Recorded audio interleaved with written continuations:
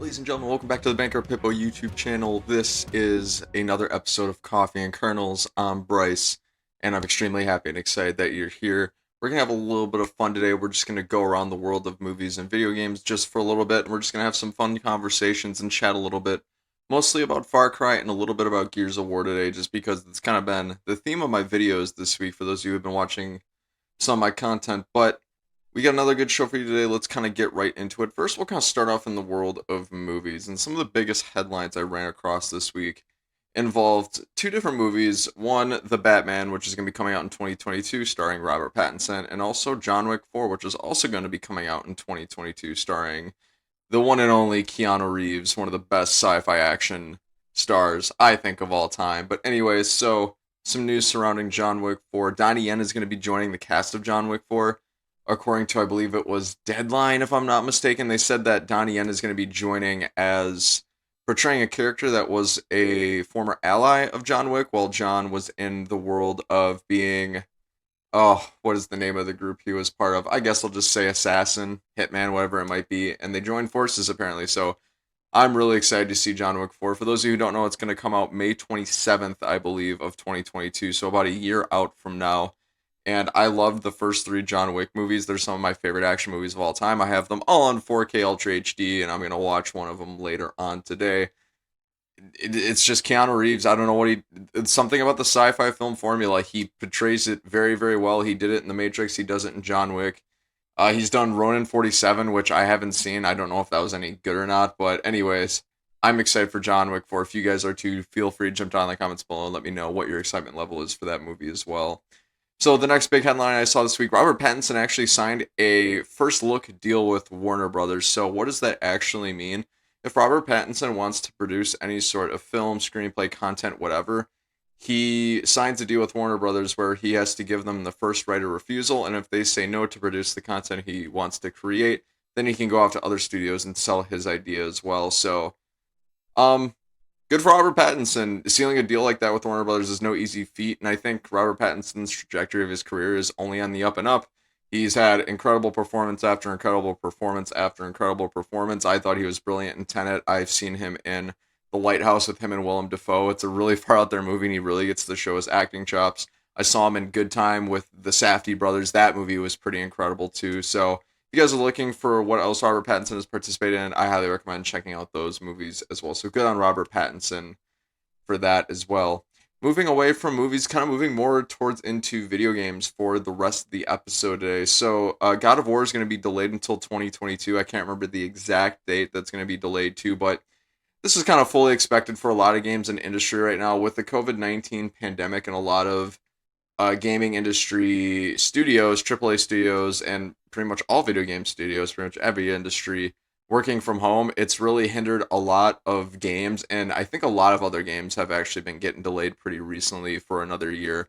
It only makes sense, right? Because there's a lot of logistics that go into game making that require a lot of intense collaboration, a lot of certain equipment that require being in person.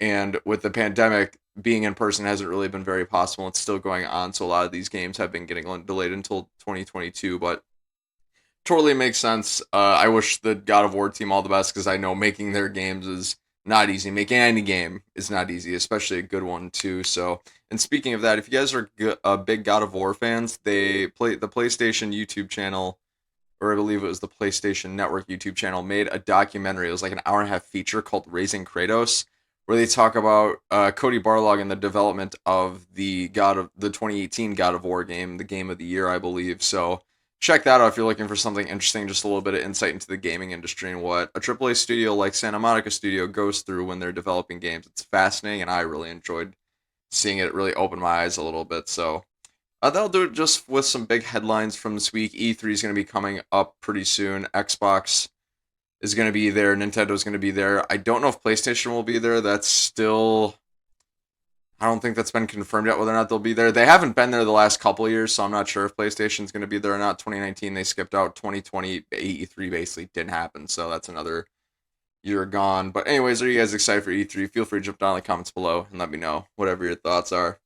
All right, so let's kind of move into the main bread and butter of today's episode, which is going to be Far Cry. So Far Cry had their gameplay reveal about a week ago, and they announced that the release date is going to be coming October 7th of 2021. They had a full trailer and everything.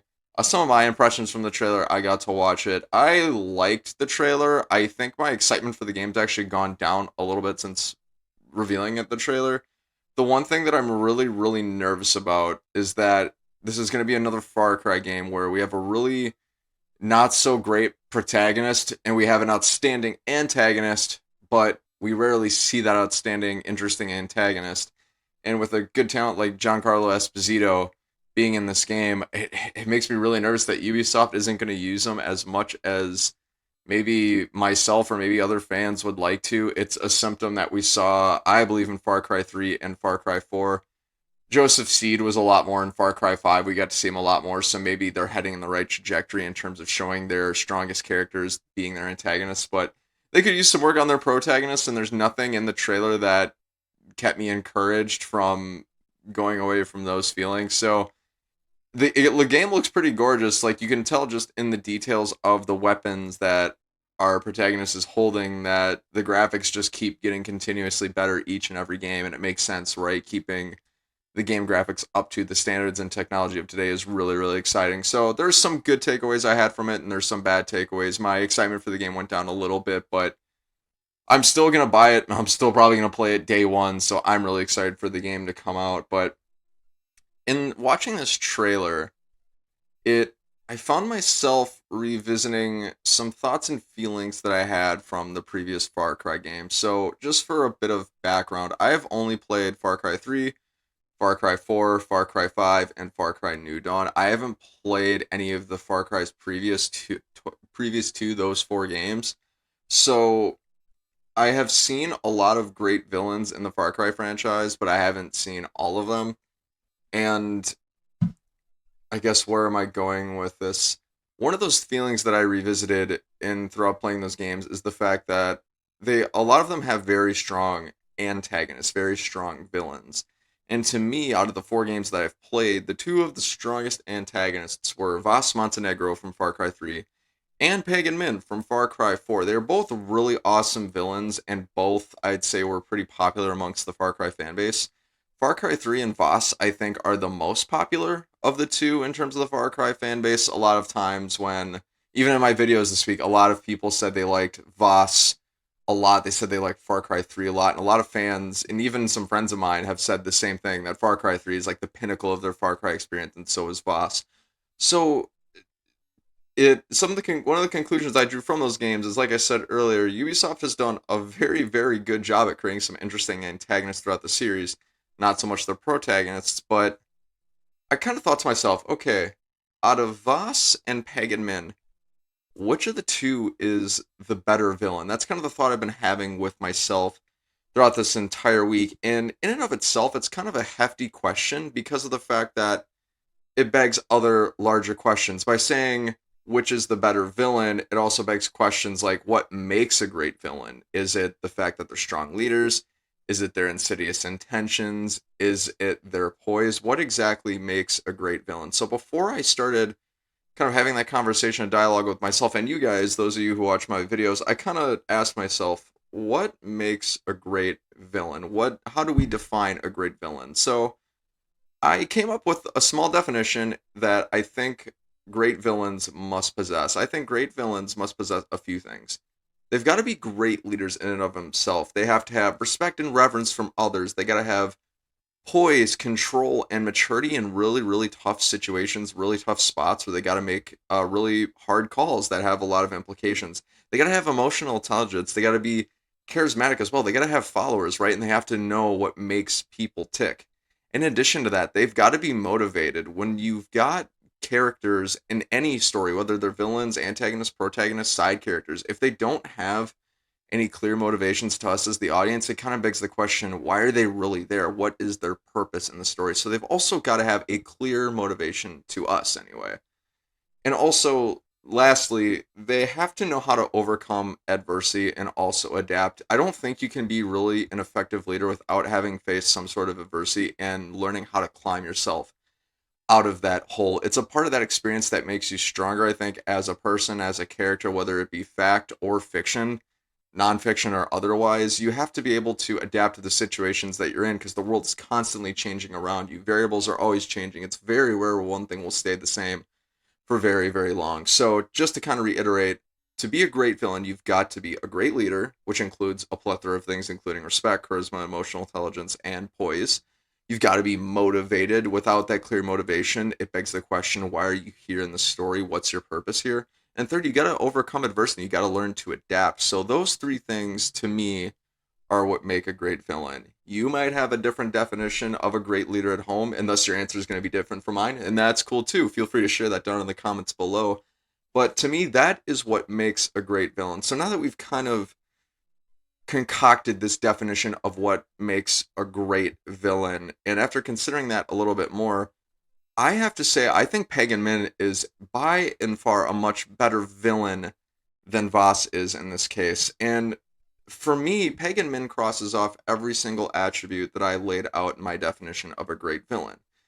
We'll start off with his respect and reverence from others. So, one of the first things I noticed in Far Cry 4, when AJ is on the bus and Darpan asks for his passport, he puts in some sort of dollar figure, some sort of dollar bill into the passport as kind of a bribe to the karate soldiers that they're going to encounter. And whose face is on that currency but Pagan Min? Pagan Min is literally on the currency of every single piece of money in Kyrat, and he shows this even further by asking Paul for money. Paul gives him all of the cash in his wallet, and every single different dollar bill, Pagan Min, Pagan Min. It shows that he's got a certain power that nobody else really has in Kyrat because he's on all of their currency. So in order to have that power, you got to have some respect and reverence from others to give you that power. That power just doesn't come from you saying, "Oh, I am the king." No, it's other people buying into it and believing that you are the king. And being on all their currency is a byproduct of that. Whether or not it's a dictatorship or not, you got that power somehow, and without people there to support you, you can't keep that power. So that's the first clue to me that shows that he's got respect and reverence from others, is the fact that he is on all of their currency. And in addition to that, every command he gives is obeyed and honored, or consequences ensue, really heavy ones, in some cases, death. For example, when he first, I don't want to say kidnaps AJ, when he first picks AJ up and him, AJ, Darpan, and Paul are all sitting at the table about to eat crab rangoon and dinner, he says to Paul, "Paul, I need cash." Without question, Paul says, "How much do you need?" Gives him the cash. The command was obeyed and honored without any fuss, and there was a certain respect and reverence that was there. He didn't say why, he didn't question it, he just gave him the money as much as he wanted or needed at that exact moment. His other lieutenant, Yuma, he tells Yuma, even though that AJ is in Yuma's prison, says, "Keep him and the most important parts of him intact." Yuma obeys and honors that command. And it shows that with how powerful Paul and Yuma are as his lieutenants, because they're very powerful people in their own right, they could probably go off and do whatever they wanted. They choose to respect and revere Pagan Min enough to stick around and obey his commands without question, despite them being powerful. They probably could have a shot at killing Pagan if they really wanted to, but they respect and revere him enough to not want to take over his kingdom or go out on his own. So there's clear respect and reverence from very powerful people within Pagan Min's kingdom. So again, kind of contributing to respect and reverence from others. And kind of going off of the point of emotional intelligence a little bit, Pagan Min has a great amount of emotional intelligence for his soldiers and his constituents. What do I mean by that? He is emotionally intelligent enough to know what makes and motivates these people into making them tick to do what he wants. That's not to say that he treats them well. He treats them pretty poorly in some cases, but he knows how to motivate people. At the very beginning of the game, when his soldiers, his karate soldiers, end up shooting the bus, he that's a case of one of his commands not being honored and obeyed and consequences being ensued. He knows that in order to keep his men in line, he's got to punish people who don't obey his commands. The consequences. He calmly stabs the soldier who disobeyed his commands to death without yelling, without screaming. It was the calmest stabbing I've ever seen in a video game ever. And he does it in front of everyone, in front of all of his soldiers, in front of AJ, in front of Darpan, just to kind of show, hey, obey or this is what's going to happen. And he kind of draws that boundary and he motivates his soldiers, like, obey these commands if you want to be in this army, or death ensues. So it's an emotional intelligence that he keeps people in line with. Like I said, it's not about treating people well, it's about being emotionally intelligent and being able to intrinsically motivate them. Now, he only might use that tactic of motivation with his soldiers, but he might motivate Paul and Yuma in other ways as well. Maybe he gives them power. Maybe that's what motivates them. Maybe he pays them exuberant amounts of money. Maybe that keeps them motivated. He knows how to motivate people, including AJ too, because whenever AJ is in a dire situation where he's really angry at Pagan, Pagan knows that the way to AJ's heart is through his mother, the mother that he cremated and he came to scatter her ashes. Ishwari Gali, that is her name, and Pagan just knows that that's the key to AJ's heart, so he uses that a couple times throughout the game, at the very beginning, at the very end, because that's really the only times we really see Pagan, unfortunately. Again, Ubisoft doesn't give us enough of great antagonists, unfortunately, in the games, but anyways, he knows how to make people tick, and it shows his strong emotional intelligence. Another thing as well, in terms of his respect and reverence from others, the constituents in the south of Karat, when he goes, or I should say his body double, goes to that house, I noticed that the people let him in without question, and they refer to him as king. They say, please, king, yes, protect us. Showing respect and reverence. If they didn't respect him, they probably would have told him to fuck off, or even worse. So, again, even showing the constituents obey and respect and revere him as well, that's further evidence of that. And lastly, he, at one point at the very beginning of the game, when him, Darpan, Paul, and AJ are all sitting at the table about to eat, he literally puts a fork in Darpan's back and gets him to cry for help, and he doesn't get a fuss from Darpan pretty much at all. And if Darpan does give him a fuss, he says, okay, that's how it's going to be, digs the fork deeper in his back. It's insane. Like I said, that probably further adds to the sense of emotional intelligence rather than respect and reverence, but he finds a way to intrinsically motivate people, or through the use of pain, whatever it might be, he can do it. The next area that Pagan crosses off is charisma. Pagan Min is a very charismatic guy and a very charismatic leader. He's built an entire kingdom in Karat with a ton of followers, including his closest lieutenants, Yuma, Paul, and I believe there's one other one that I can't remember off the top of my head. But like I said, they are powerful in their own right. They have demonstrated on quite a few occasions that they're capable of running militaries, running very big branches of Pagan's prison, to the point where they could probably go out on their own and maybe even create their own kingdoms elsewhere, or maybe even overthrow Pagan if they wanted to, but they choose not to. So the fact that Pagan can get them to follow him, get them to work towards his mission and not their own mission. He's got to have a strong sense of leadership. He's got to have an attractiveness about him to get people to do his bidding, to do what he wants. You can't do that if people don't like you. And Pagan Min obviously does things that make him likable, whatever they might be. He's got it, and he's got qualities that very few people possess, one of that being charisma. So he's a very charismatic guy in his own right. The fact that he gets very powerful people and not so powerful people to follow him, and so many of them too. The amount of soldiers he has, his army, very powerful. Even at the very end of the game, his kingdom is basically lost to the Golden Path and really AJ, because AJ is the one who led the Golden Path to taking over his castle, and he still has someone grab a helicopter for him and get him the heck out of Karat. It's amazing. It's like, even when the ashes and the kingdom's falling down around him, he's still got an escape plan. He's still got people to help him out. Even with Paul and Yuma being disposed of, because AJ got rid of them too throughout the game. It's just crazy to see, and it shows his strong ability to have many followers to help him in his cause as well. And lastly, I want to say, actually, no, not lastly, I want to get to Pagan's best quality, which is him having a ton of poise and control throughout the entirety of the game. One thing I noticed out of all the dialogue that Pagan Min has, he's got about 20 something odd minutes of FaceTime and dialogue in the game. He only raises his voice one time, and it's to demonstrate a command to somebody. Not even yelling at them, just demonstrating how he wants it done. And meaning basically all the aforementioned intense situations I've described, where he's punishing soldiers, punishing Darpan, all those situations, he's calm, cool, collected, and he doesn't bat an eye, and he does so with a lot of poise and control. And when I'll give you one example of this, when his soldiers shot at the bus at the very beginning of the game, He gets off of the helicopter. He sees the aftermath of what the soldiers did. He's worried that AJ might have been shot because that's the whole point. He wants AJ. That's his motivation throughout the game. And he just stops, calmly walks slowly to the soldier. He goes, I distinctly remember saying, stop the bus. Not shoot the bus. Stop the bus. Stop. Shoot. Stop.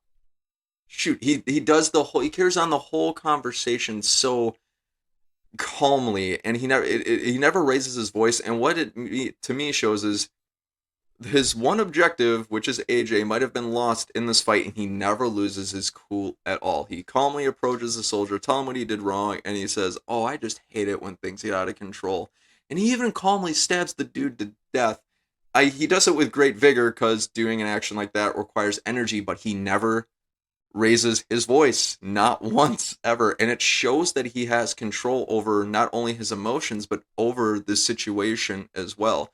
Nothing gets to him. He can be calm, cool, and collected. Anybody can probably do anything they want to him, and he still has control, and he shows that he can pretty much do anything he wants. He is in control of his own emotions, and he can do bidding as he pleases. So, shows a lot of poise, shows a lot of maturity, shows a lot of experience, making him an even better villain as well. And at the prison with Yuma, later on, because at the prison with Yuma, that's the next time we see him, which is 3/4 of the way through the game, he calmly tells AJ, this is just tough love, man. You've been a naughty little shit, but this is just how it's gotta be. Tough prison love. He doesn't scream at AJ for killing all of his soldiers, trying to take over everything that he's built. He just calmly calls him a little shit and leaves. Doesn't yell at him, doesn't scream at him. He is in control of his emotions, and he's showing he's still in control of the situation. No matter how hard AJ tries, Pagan Min is in control, and he will keep his kingdom. And no matter what the Golden Path does, he will keep his kingdom. And that's why he's going to maintain calm, cool, and collected. Because of the fact he can't show weakness to his enemies and show that he's losing grip on his kingdom. So that's another reason why Pagan Min is showing his poise and control, is to keep his kingdom and not show weakness at all. And it makes him an even better leader. And it makes his soldiers and Yuma and Paul more confident in him. It's because he's keeping his control, and he's showing he's still got control over his kingdom and the situation at hand. So the one thing I want to bring up in this case, I mentioned earlier that he only raises his voice one time, and when he's giving a command. And this is at the very beginning of the game when he's got the fork in Darpan's back. He goes, a text for help. He's like, you don't text for help, you cry for help. Puts the fork in his back, walks him over to the rail. He goes, okay, go ahead, cry for help. And then Darpan goes, help. And then he goes, oh, come on, you gotta cry for help. And then he goes, help. And then he starts screaming, no, from your diaphragm, because he's trying to demonstrate to Darpan, no, to cry for help, you have to do it in this manner, because it is a cry. It's not a yelp, it is a cry. And it's the one time that he's really raised his voice. And I would make the argument that it's not really him yelling and showing loss of control over his emotions. It's providing instruction by demonstrating the exact thing that he wants to happen from the person he's commanding, which is Darpan in this case. So again, even in showing that he can get anybody to do anything, it shows that even his enemies like Darpan respect and revere the man, and evidently are scared of him because Darpan does exactly what he says. And to be fair, if I had a fork in my back, I would do anything to get the fork out of my back. So that's what he does. Pagan's showing he's got control of that fork in his back, and he calmly tells him, do this, and you will be rewarded. Darpan does it, fork out of the back, and we move on. So really interesting way to go about it as well. And another thing to kind of cross off the list of what makes a great villain, at least my definition, Pagan knows how to overcome adversity, and he knows how to adapt to the situation. It's revealed that at one point in the game, at the very end, we're kind of past a little spoiler warning. If you haven't played all the way through Far Cry 4 yet, I'll give a little spoiler warning in the title of this video just so you guys are aware, so you don't get to this point and get the ending ruined for you. But the ending of the game involves, depending on what you do, you learn that Pagan and AJ's mother, Ishwari, they have a daughter together named Lakshmana. And Lakshmana was killed by AJ's biological father, which is Mohan Ghale, the leader of the Golden Path. And Pagan had to mourn the death of his only daughter. She was a baby, like maybe 2 or 3, at least that's the feeling I got from the portrait that he has in his shrine. And he also had to grasp with the love of his life running away to America with someone who he looked at as a son, because Pagan views AJ as a son, if that wasn't clear enough already by this point in the game. And he had to cope with all of that. He had to cope with a ton of stuff. He had to cremate and bury his own daughter, and he had to mourn her, create a shrine for her, and he also had to mourn the loss of the love of his life, which is Ishwari, because she ran away and he knew he'd never see her again.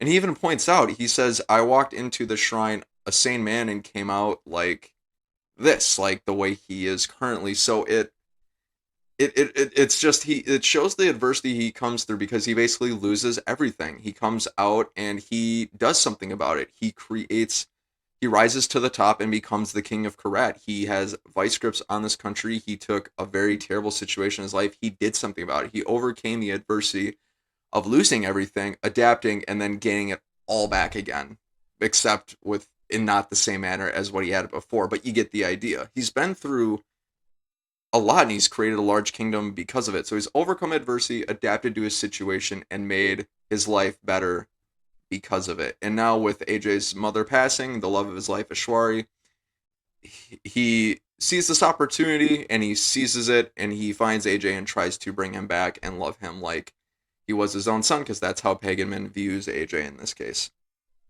And lastly, the last thing I want to support my point about Pagan being an amazing villain is the fact that his motivation is very clear throughout the entire game.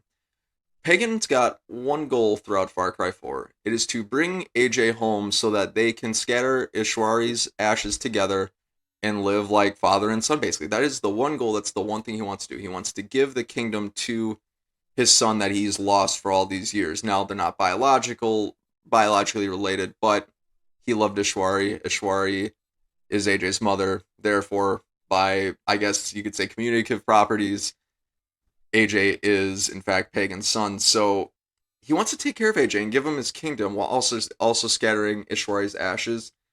And this motivation amounts from the aforementioned adversity he's had to overcome. Like I said, the loss of Ishwari, the loss of Lakshmana, his only daughter. That can't be a very easy thing to go for, and he's waited years to be reunited with Ashwari, his love, and AJ, and with her death and AJ's arrival, he's got that chance, and he's not going to waste it, and he keeps that consistently throughout the game. He never tries to kill AJ, he never tries to harm AJ, even when other people want to. He puts a kibosh on it. With Yuma, he says keep him intact. With the soldiers, he said stop the bus, not shoot the bus, because he knew AJ was on it, and he never kills AJ. He probably has had opportunities to do so, and he chooses not to. So he's interested in keeping AJ alive in order to live the life that he envisions for him and himself. So that pretty much does it for my argument about Pagan Min being an amazing leader and one of the better of the two. Again, he's got checks off all the boxes for our definition of being a great villain. He's a great leader. He's got a lot of charisma, emotional intelligence. He's respected and revered by others. He's on every dollar bill of the karate currency. He has a clear motivation that we all know and understand. He keeps it consistently throughout the game. And then he also knows how to overcome adversity and adapt to the situation at hand, no matter what happens to him. He maintains that control, maintains that poise. He never loses his grips on reality. So that is my argument for Pagan Min being a great leader. Ladies and gentlemen, are there arguments that I might have missed that you also appreciate about Pagan Min? Are there things that you don't so much appreciate about Pagan Min? Whatever you feel, jump down in the comments below and let me know your thoughts. All right, so that kind of begs the question then, what about Vaas? How do I feel about Vaas as a villain? Although I don't think he is superior to Pagan Min, I still really, really enjoyed Vaas, and I thought he was a good villain, but I still think he lacks some of the qualities that a great villain and some of the best villains in video games need to possess. But before I get into what Vaas lacks, I want to talk about what he actually has. First of all, Vaas has a really unique personality in and of himself. He has a certain demeanor and attitude that's very rogue. It's very barbaric in a sense. He curses a lot. He yells a lot. He swears a lot. He's really cruel in a lot of sense. He will kill without batting an eye. He doesn't really care. So in that aspect, he's got a lot of grunge to him, a lot of angst, and I could see why a lot of people would identify and enjoy that in a villain, because it's really intense and it really keeps you engaged throughout the game. And in addition, Voss, he actually checks off one of the boxes that would fit one of my criteria for the best villain, which is knowing how to overcome adversity and adapt. He tried to kill Jason and our other protagonists in the game on multiple occasions, but he resorted to different tactics each time he tried to do so. So what I'm saying is, even though each attempt at him trying to kill Jason failed, he adapted and he overcame that situation and tried a different way. He didn't become consumed by that definition of insanity where he would just try the same thing over and over again. First, I believe he tried with a bullet. That didn't work. He tried fire. That didn't work. He tried water. That didn't work. He tried a knife. It didn't work. None of his ways actually worked, but he still had the sense of mind to adapt and try something different rather than resorting to the same tactics and attempting to just become insane by trying the same thing and not having it work and expecting a different result. And it's kind of brought full circle with his reference to the definition of insanity that he talks about. If you don't know what scene I'm talking about, look up the definition of insanity, Vaas, Far Cry 3 on YouTube, and he'll talk about his little soliloquy about how he learned the definition of insanity and what he did to the guy that told him that. But anyways, he's there's also another moment where it shows he's had to overcome a bit of hardship. I believe the second time he tries to kill AJ and his friends, he's going to use the gasoline and oil and burn them alive, essentially. And he says that there was a time he shows his respect for family. He's like, without family, who are we really? And he starts to go into this deeper thinking. And he says there was a time that he would and did kill for his sister, but his family gave him an ultimatum and he had to make a choice. The game doesn't really go into what that ultimatum really was, but apparently at least the feeling I got from what he was saying was that his family double crossed him and he had to pay the price for it. And in doing so, he had to adapt and get to where he is now.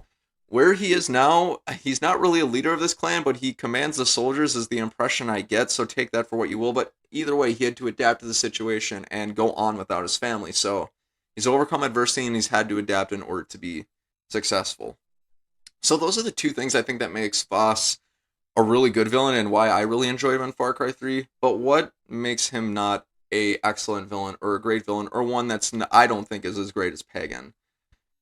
Voss to me doesn't have the respect and reverence from others and also isn't very charismatic. There's nothing in the game that even really suggests that Voss is the leader of the overarching group that you're fighting. The reason being, at the very beginning of the game, when he is sitting there with Grant and Jason, somebody in a suit tells him, hey, stop terrorizing the prisoners and come do this instead. And he obeys, so it tells us as the audience, hey, Voss actually isn't the head honcho at play here. There's somebody above him giving him commands and telling him what to do. So to me, it's showing, okay, why isn't Voss the leader? Okay, that means there's a better leader than him, which would mean that he doesn't have the total respect and reverence from everybody else, because if he did, he would be at the top of the food chain, because they would support him ultimately more than the person who's at the top. So it shows that he might be lacking a little bit in that particular department, and he doesn't have the charisma to overthrow the current leader. So it begs a lot of questions there as to why Voss doesn't have the respect and reverence from others and why he isn't as charismatic. So I found that really, really interesting as well. And he also doesn't even really have the respect of the people he's terrorizing, that being Jason, Grant, and Liza. He tells Grant, look me in the eye, and when Grant doesn't obey his commands, he resorts to screaming at him until Grant just says, fine, fuck it, I'll look at you.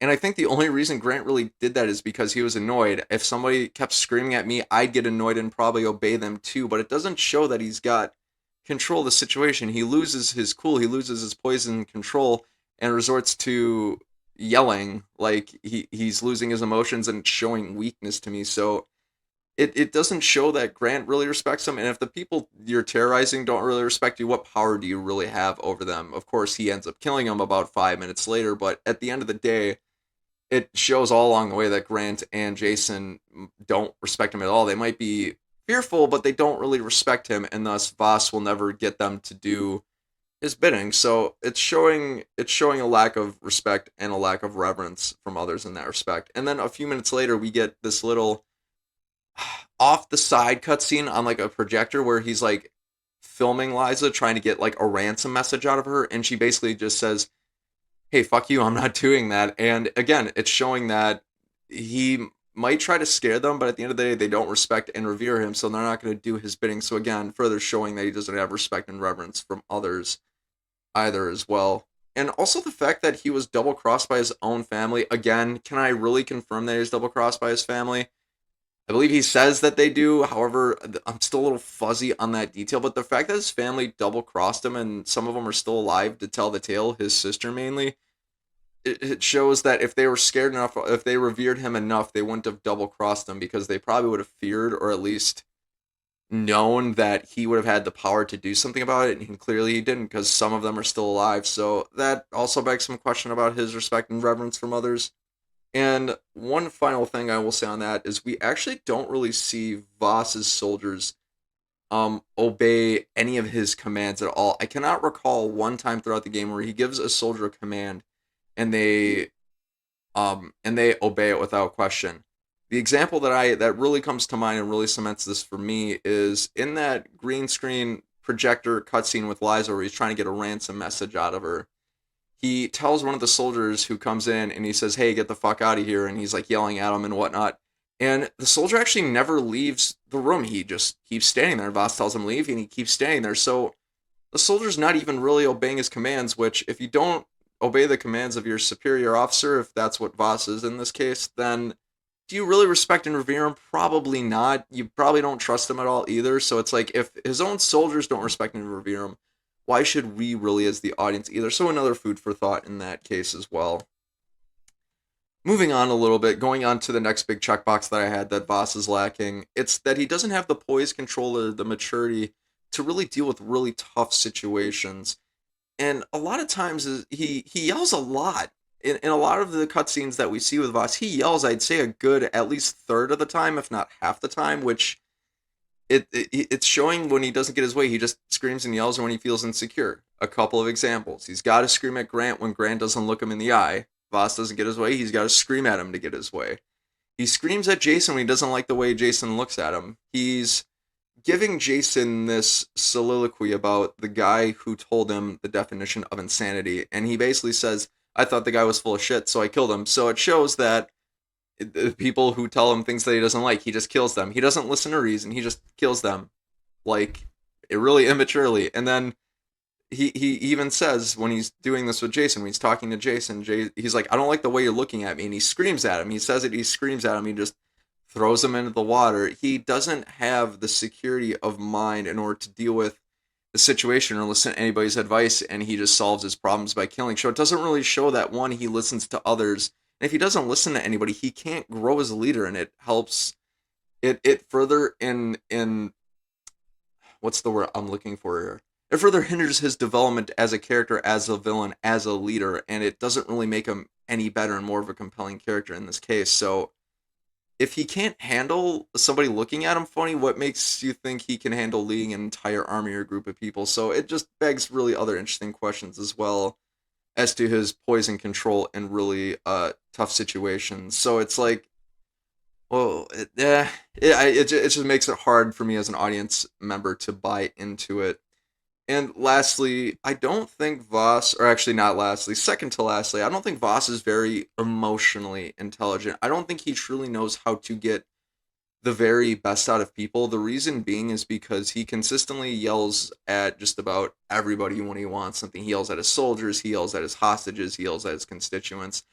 The only exception to this rule is with that scene with Liza. He's calmly talking to Liza, but then he yells at the soldiers. So then, even then, he's not yelling directly at Liza, but he's yelling in the presence of Liza, which is demonstrating that he doesn't have control over that situation because he's yelling at the soldiers. So it doesn't really show. It shows that in order for him to get what he needs or what he wants, he's got to yell. He doesn't know how to adjust his tactics to suit the person at hand in such a way to get them to do what he needs them to do. So not very emotionally intelligent, not very emotionally expendable, and it hurts his leadership qualities as well. And lastly, I don't think Voss really has a very clear motivation in Far Cry 3. At the very beginning of the game, when he first captures Jason Grant and all of their other friends, he says that you guys are very expensive, you'll make for great ransom, essentially. But then throughout the entirety of the rest of the game, he tries to basically kill all of them, which would eliminate his earlier claim that, hey, we're in this to kidnap you for the money. If you kill your hostages, you don't get any money. So what was the point? What's the motivation here other than him just wanting to be cruel and killing people? Like I didn't really buy into the motivation in that respect. If it was for the fact that he felt betrayed and cited because of what happened in his family's past, I think that would make him much more interesting. And I think where the game falls short with Vaas is the fact that they don't explore his past more. If they explored his past more, it might tell us more about his future and why he exercises the methods that he does. They only really hint at it throughout the game instead of going full circle and telling us more about him. So I think the game does Vaas a disservice in that respect, and that's just part of writing and whatnot. But at the end of the day, we don't really see a lot of Voss's motivation, and the motivation that we do see just isn't that interesting, or it's something that's not already a cliche. It's something that we've all seen before, and it's just not very strong. So, again, at the end of the day, guys, I want to be really clear. I really, really enjoyed Voss. I think he had certain qualities that made him a very unique and popular villain. He had that angst that's really relatable. He had that drive and that determination that makes him really relatable because we all really want things. We all want to achieve goals in life and in everything we do.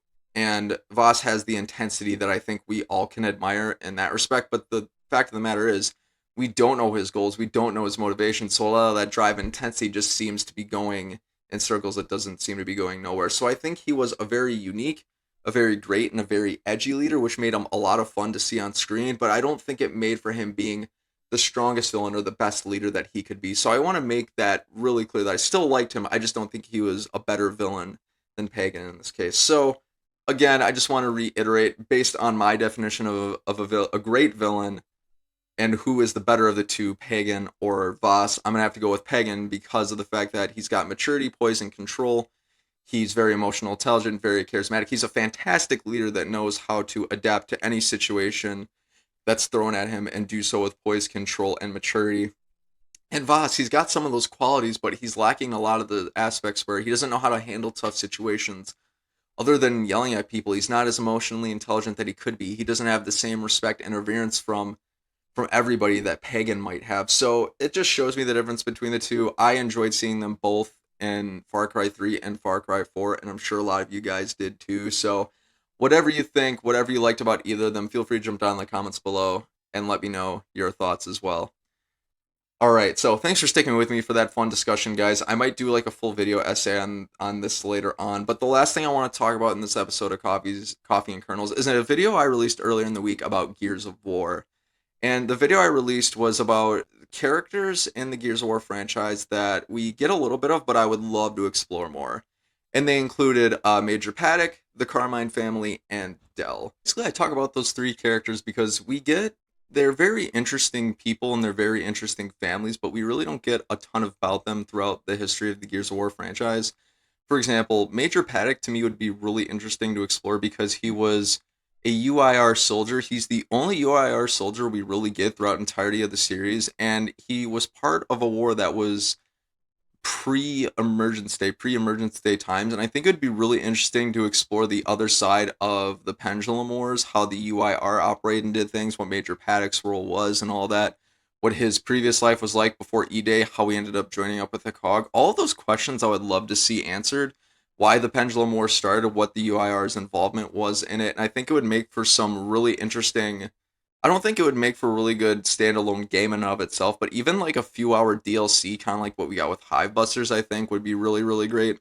We get to see a little bit more of Paddock in Gears of War Judgment with the extension where you fast forward during to Gears of War 3 and how Paddock interacts with Baird and Cole to get them a ginormous boat, what they need to get to Azura. We get a little bit of into Paddock's backstory with that, but that's in terms of the future. It's not within his past, and I would be very interested and curious to see more about his past overall. The next characters I would love to know more about is the Carmine family. So that's Anthony, Benjamin, Clayton, Gary, and Lizzie. The one really interesting thing that I would love to see is out of all of the Carmine family, Clayton is really the only one left and living after Gears 5. Clayton has lost all of his brothers and also his niece, if I'm not mistaken. Lizzie's his niece.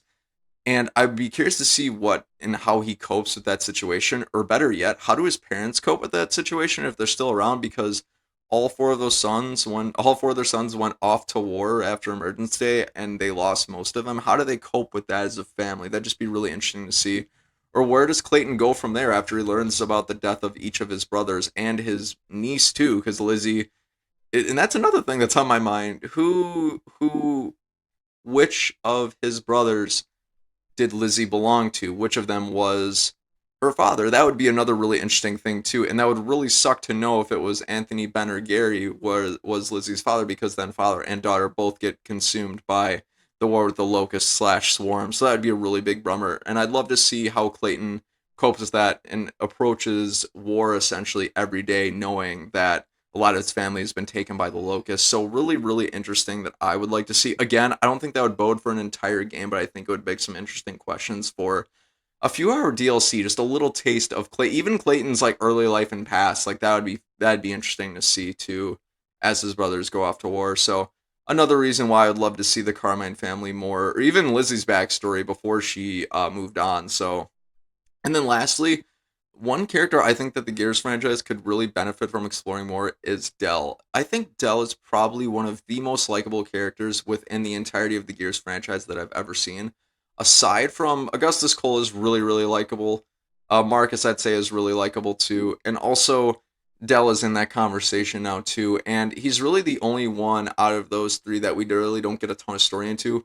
With Cole, we get a little bit of background into his thrashball career, what his life was like before, what his life was like during the war, what it's like after. Same thing with Marcus, really. But we never really talk about Dell enough. All we really know about Dell is, one, he's really likable, he's really charismatic, he really cares about Kate and JD, and also he's been fighting with JD since the very beginning of their COG careers, and they've been friends basically forever. That's all we really know about Dell, and I think that even for those reasons and the fact that we know almost nothing about Dell, I think we could almost get an entire game just about Dell because of the fact that we know so little about him. Like I said, all we really know about Dell is the fact that he's been in the COG for a lot of his life. He was part of a strand settlement with Kate and JD, and that's really all we really get. And that him and JD, what do you call it, deserted from the COG at some point in their careers. If we knew why they maybe deserted from the COG at one point, why they joined the COG, or what Dell's childhood was like growing up with JD, or growing up in the middle of all this resettlement, I think that'd be really interesting too. Or just see where all of Dell's strengths lie as well, and learn more about him as a character. I think that'd be really fun, really interesting, really exciting to explore. So, I'm kind of teetering on the fact that he could be a DLC or a full game. I'm kind of leaning on the side of full game just because we know so little about him, and I think it would bode very interesting to see how his path came to be what it was. So, ladies and gentlemen, are there other interesting characters that you would love to explore the story more in the Gears of War franchise, or what's your favorite Gears of War game? Whatever you think, feel free to jump down in the comments below and let me know your thoughts. All right, ladies and gentlemen, so thanks for sticking with me for this episode. Thanks for having some of these fun conversations with me. I greatly appreciate it. That'll actually do it for this episode of Coffee and Kernels. Guys, if you like what you're hearing and seeing, feel free to jump down, or feel free to like, comment, subscribe, or do whatever it is you do to support your podcast and YouTube channels. I greatly appreciate it. This has been the Bankroll Hippo YouTube channel. I've been Bryce, and until next time, have a great day.